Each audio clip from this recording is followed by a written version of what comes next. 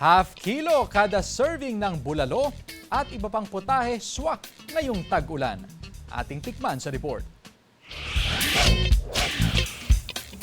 Nagkikrave ka ba ngayon ng mainit-init na sabaw kapuso?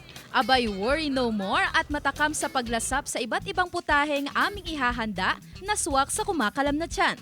Ready to serve ang mga cheesy dish.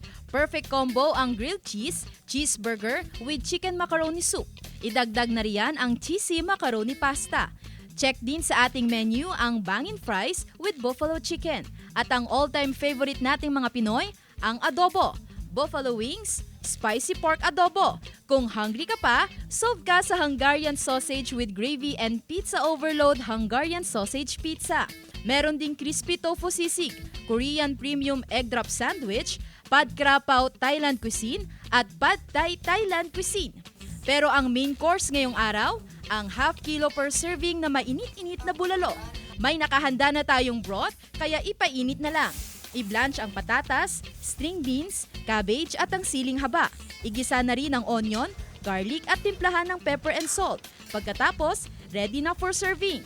Ito na ang special bulalo na lalong mapapabusog sa'yo kapuso. Sandy Salvacio, One North, Central Luzon.